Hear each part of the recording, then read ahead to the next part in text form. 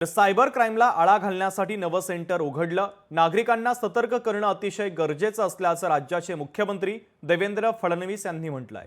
मोठी आमिषे दाखवत पैसा लुटला जातो, जनजागर गरजेचा आहे असंही फडणवीसांनी म्हटलेलं आहे। इतर गुन्ह्यांपेक्षा सायबर गुन्हे वेगानं वाढतायत। सायबर गुन्हे हे एक नवं आव्हान बनत चालल्याचं देखील देवेंद्र फडणवीसांनी म्हटलेलं आहे। सायबर गुन्ह्यांचे धोके शालेय अभ्यासक्रमामध्ये आणू असं मुख्यमंत्र्यांनी म्हटलंय।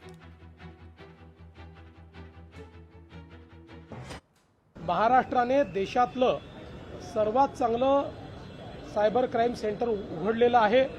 ते अतिशय चांगल्या प्रकारे फंक्शनल आहे, पण त्याहीपेक्षा अधिक महत्त्वाचं आहे की हे गुन्हे घडू नये याकरता अवेअरनेस तयार करणं। कारण एकदा गुन्हा घडल्यानंतर फायनान्शियल लॉसेस आणि मेंटल ट्रॉमा, हा मेंटल ट्रॉमा काही तुम्हाला रिव्हर्स करता येत नाही, म्हणून ते घडूच नये या दृष्टीनं मोठ्या प्रमाणात अवेअरनेस करणं हे गरजेचं आहे। आणि म्हणून केंद्र सरकारच्या वतीनं अशा प्रकारचा हा अवेअरनेस मंथ सुरू झालेला आहे, जो आपण आज महाराष्ट्रात सुरू केला आहे। आणि पुढच्या टप्प्यामध्ये विशेषतः आमचे जे विद्यार्थी आहेत, स्टुडंट्स आहेत, त्यांच्यामध्येही मोठा अवेअरनेस कॅम्पेन आम्हाला चालवायचा आहे। त्याची आज सुरुवात आम्ही केलेली आहे। दरम्यान मुख्यमंत्री देवेंद्र फडणवीस यांच्यासोबतही असाच काहीसा प्रकार घडला होता आणि त्याची माहिती मुख्यमंत्र्यांनी दिली। नेमकं काय घडलं होतं पाहूयात। मी स्वतः YouTube ब्राउज करत होतो आणि माझं एक भाषण दिसलं, त्याला काहीतरी सबटायटल होतं, म्हणून मी ते उघडलं। मीच भाषण करत होतो, आवाजही माझाच होता, पण भाषण वेगळंच होतं।